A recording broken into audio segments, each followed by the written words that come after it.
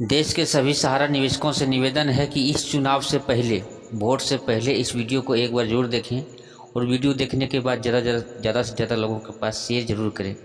Video देख के ही vote डालें तो आपको समझ में आ जाएगा कि वोट किसको डालना है। संख्या में जमा करता है, कर्मचारी कार्यकर्ता हैं जो कि बेरोजगार हैं और इस उम्र पे पढ़ा वो किसी को 20 साल हो गए, किसी को 30 साल हो गए। अब इस उम्र में हम कहीं के नहीं और निवेश करता जो लोग घर पे आते हैं, रोज हमको गालियां देते हैं माँ बहन की। अब मैं कुछ कह नहीं सकता हूँ, मुझे बहुत बुरा सुनना पड़ता है। मैं कुछ नहीं, सिर्फ मेरे आत्महत्या करने लायक रह गया है और मैं जीने लायक सिर्फ एक बस डेड बॉडी के समान खड़ा हूं।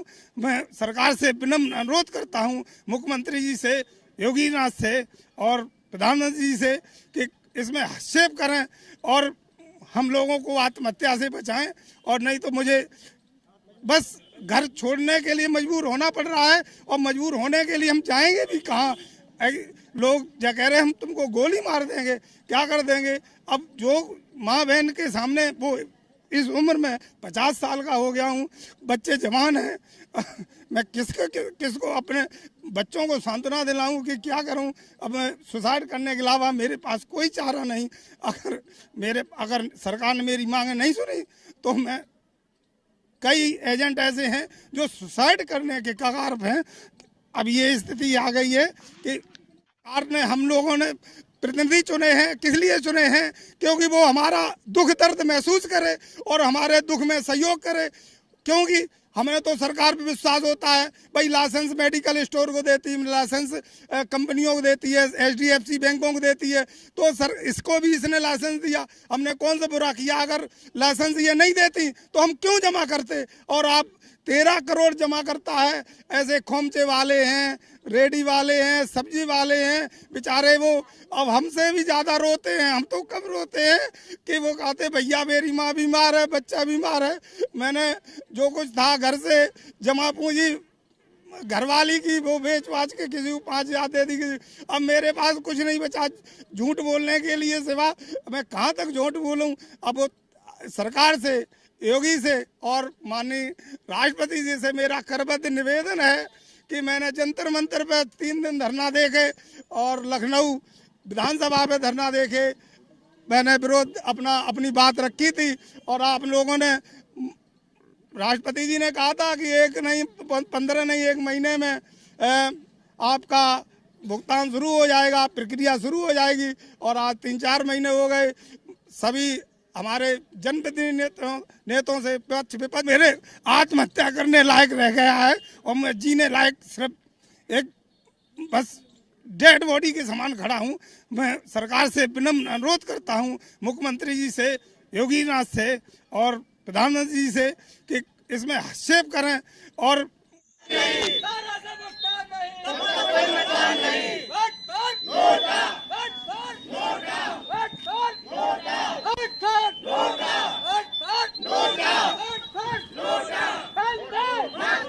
मैं अपनी मांग कर रहा हूं पार्टियों से। मैं 5 दिन से बराबर मैं अपना इसका प्रचार कर रहा हूं, वोट फॉर नोटा का। मैं अपने जमाकर्ताओं से और कार्यकर्ताओं से सभी से अनुरोध कर रहा हूं बराबर कि मुझे किसी पार्टी को वो नहीं वोट देना है। हम लोग केवल नोटा का प्रयोग करेंगे क्योंकि हमारी कोई भी पार्टी आवाज़ नहीं सुन रही है।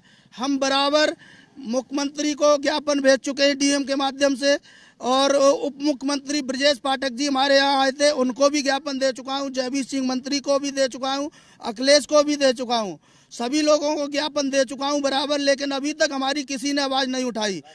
राष्ट्रपति तक को मैं ज्ञापन भेज चुका हूँ, अभी तक हमारी किसी ने आवाज़ नहीं उठाई है। तो मैं जंतर मंतर पे भी गया था, लखनऊ में भी गया, हर एक धरने में प्रदर्शन में जाता हूँ और किसी ने अभी तक मेरी आवाज़ नहीं उठाई। इसलिए हम लोगों ने निर्णय किया है कि हमें किसी को वोट नहीं देंगे, क्यों हमारी कोई भी अभी तक आवाज़ नहीं उठा रहा है, अपने ना मंच के माध्यम से ना कोई की है। अपने पंपलेट भी उन्हें दिए हैं, लेकिन वो सब एक दूसरे के ऊपर डाल के अपने पल्लू झाड़ने की कोशिश करते हैं। इसलिए हम लोगों ने जो है निर्णय लिया है कि हम लोग सभी एकजुट होकर सारा एजेंट और सारा निवेशक नोटा में बटन दबाएंगे। और ये तो अभी झांकी है, 2024 बाकी है। संकल्प लिया है कि जब तक सहारा इंडिया के सभी कार्यकर्ताओं जमाकर्ताओं का एक एक पैसा का भुगतान नहीं हो जाएगा तब तक हम चैन से बैठने वाले नहीं हैं। भुगतान करना होगा। अगर भारत की सरकार, बिहार की सरकार या बड़ी कंपनियां या देशद्रोही नेता हमें टुकड़े भी करवा देती है तो हमारा टुकड़ा भी कहेगा मरने के पहले, इस धरती से जाने से पहले, मेरा प्राण निकालने से पहले हमारा एक टुकड़ा भी कहेगा कि सहारा इंडिया के गरीब जमाकर्ताओं का भुगतान कर दो। 80% पैसे जो गरीबी रेखा के नीचे जीवन जीते हैं उनका पैसा है।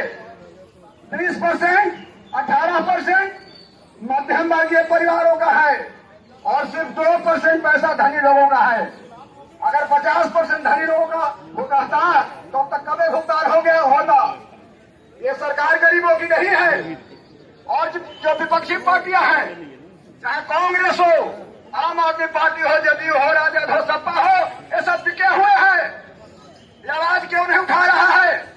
सहारा इंडिया के गरीब जमाकर्ताओं का पैसा केवल नरेंद्र मोदी ही नहीं खाए हैं, सपा भी खाई है, कांग्रेस भी खाई है। ये पोर्टल किसने बनाया है? पोर्टल बनाया है कांग्रेस के राज्यसभा सांसद और सहारा इंडिया के वकील कपिल सिब्बल।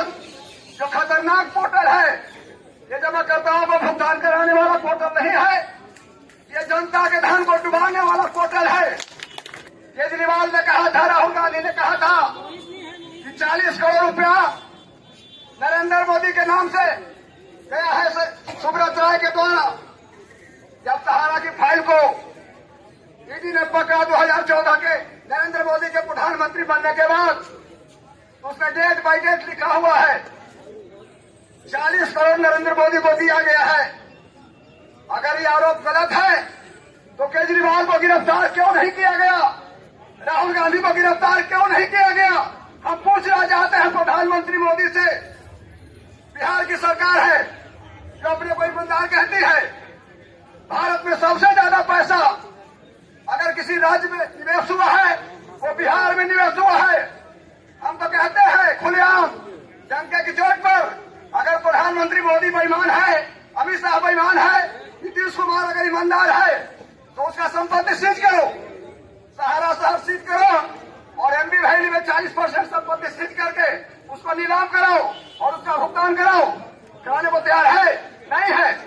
पैसा सबने खाया है, लेकिन जिस दिन एक जमाकर्ता खड़ा हो जाएगा उनका लाठी और गोली फेंक कर जाएगा। वैसे तो सेना वही करती है जो सरकार कहती है, लेकिन जिस दिन लाखों लोग सड़कों पर आ जाएंगे उस दिन सेना भी हम लोगों पर गोली नहीं चलाएगी। अगर गोली चलाना है तो आ जाओ, तुम्हारे गोली को सबसे पहले हम खाने को तैयार है, लेकिन भुगतान को रास्ता निकालना होगा। चाहे आज निकालो या कल निकालो, भुगतान लेकर ही हम लोग मतलब मानेंगे, ऐसा मानने वाले नहीं है। ऐसा किसी का नहीं मिला अभी। मैं दिल्ली से आया हूँ, अशोक कुमार गुप्ता नाम में है मेरा। मैंने 50 लाख रुपए जमा है और आज तक हमने सारे फार्म भी भर दिए ऑनलाइन। अब तक पैसा कुछ नहीं आया, 10,000 रुपये भी नहीं आया। उसमें भी वारा लिखा हुआ आ रहा है डिफेंसी और सब कोई मैसेज वगैरह मैसेज आता है डिफेंसी और ये आता है, एक का भी पैसा नहीं मिला। 70% से ज्यादा लोग सहारा का निवेशक है, जो कि भारत सरकार द्वारा क्रेडिट सोसाइटियां चलाई गई और जिले में इनके ऑफिस, जोनल ऑफिस, फलाने ऑफिस, फ्रांचाइजियां खोल करके लूट की गई और आज सरकार चुप्पी मारे हुए जो बैठी हुई है और हमारी कोई भी फरियाद नहीं सुनी जा रही है। इसलिए हम लोग एक ही तत्व पे आए हैं। हम लोग किसी भी राजनीतिक पार्टी से नहीं जुड़े हुए हैं। हम केवल अपने वोट के माध्यम से नोटा का वोट दबा करके सभी निवेशक और कार्यकर्ता हम इस सरकार को ये अवगत कराना चाहते हैं कि आपने इस तरीके का हमारे साथ ऐसा क्यों किया, हमारा पेमेंट क्यों नहीं करा रहे हैं, सुब्रत राय को क्यों संरक्षण दे रहे हैं। इसलिए हम लोग दुखी हैं और ज़्यादा से ज़्यादा संख्या में हम लोग जो है इसका बहिष्कार करेंगे। आगे आने वाले समय में सन 24 में इसका नतीजा दिखा देंगे अगर हमारा भुगतान नहीं हुआ तो। मुझे घर की चिंता नहीं, मुझे अपने भुगतान की चिंता है। आज हिंदुस्तान में 1000 सहारा का एजेंट आत्महत्या कर चुका है। किसी भी नेता ने नहीं सुनी हम लोगों की। हमारी समस्या सुनी जाए, जो हमने सबको ज्ञापन दिए कोई सुनने को तैयार नहीं है। कोई अपने खुले मन से ऐलान नहीं कर रहा है कि हम भुगतान कराएंगे। वर्तमान में केंद्र सरकार वो भी हमारे साथ नहीं दे रही, राज्य सरकार वो भी साथ नहीं दे रही, तो हम मजबूर होके नोटा चुना, नोटा में ही यूपी हमारी सरकार आएगी, इंडिया की सरकार आएगी, हर गरीब महिला को सीधे बैंक अकाउंट में साल के 1 लाख रुपए देगी। मेरा 4 करोड़ का पेमेंट पोरबंदर में है, आसपास के गांव से मैंने लिया है, तो मैं उसको क्या जवाब दूं? हर रोज पार्टियां फोन करती है, बहन क्या होता, बहन क्या होगा। अभी पोर्टल भी छलावाई है, पोर्टल पे हमें 18 जुलाई को पोर्टल लॉन्च हुआ। 18 जुलाई से आज कितना महीना हो गया? अभी 18 दिसंबर भी चला गया। देखो अभी 6 महीने हो गए। 6 महीने किसी खाते एक सिंगल पार्टी, मेरी एक सिंगल पार्टी, अगर देखो किसी को भी डेफिशिएंसी का मैसेज नहीं भी आया है, फिर भी उसके खाते में पैसा नहीं आया है। हाँ, अगर मान लीजिए मेरा नाम प्रज्ञाबेन पंड्या है और सर्टिफिकेट में प्रज्ञा डी पंड्या है, तो उसके डेफिशिएंसी निकाला तो चलो मान लिया, लेकिन किसी को कोई पोर्टल में कमी नहीं आई, मैसेज भी नहीं आया, लेकिन फिर भी उसको कुछ नहीं आया, नहीं पैसा 5,000 रुपया भी नहीं आया है। तो ये छलावा नहीं तो और क्या है? सिर्फ दिखाने के लिए ना कि हम गरीब जनता के साथ है, दिखाने के लिए, दिखाने के और है। ये राजनीति वाले के दांत दिखाने की और है, चबाने के और है। ये आज समझ जाओ, सब भाजपा वाले हैं, सब चोर है। ये पोर्टल जो सर ने निकाला था कि पोर्टल पे आज आप अप्लाई करो तो पैसे आ जाएंगे, ये 42 FDयाँ हैं। मेरी खुद की अपनी बेटी है, जो मैंने सोचा कि ये पैसे निकल जाएंगे तो 2021 में मैं शादी कर दूंगा। आज बिटिया मेरी 27-28 साल की हो गई है, और ये पैसा जितना भी मैंने डिमांड किया था तो बोल दिया ये आपका खाता ही सहारा में एक पैसा ही नहीं है, मतलब कि आप सहारा से ये जुड़े ही नहीं हो। तो ये सर पोर्टल रिजेक्ट कर दिया, बोला आप अपने ब्रांच से संपर्क करो। ये ओरिजिनल बाउंड है सर, ये सहारा का ओरिजिनल बाउंड है। उन्होंने कहा कि भाई आप सहारा से जाकर संपर्क कीजिए, तो वहाँ पर गया तो बोले कि भाई देखो इसका जो मास्टर फॉर्म है वो सहारा का जो हेड ब्रांच है वो दे नहीं रहा, सेबी को नहीं दे रहा, इसलिए आपके पैसे रिजेक्ट कर दिया जाए।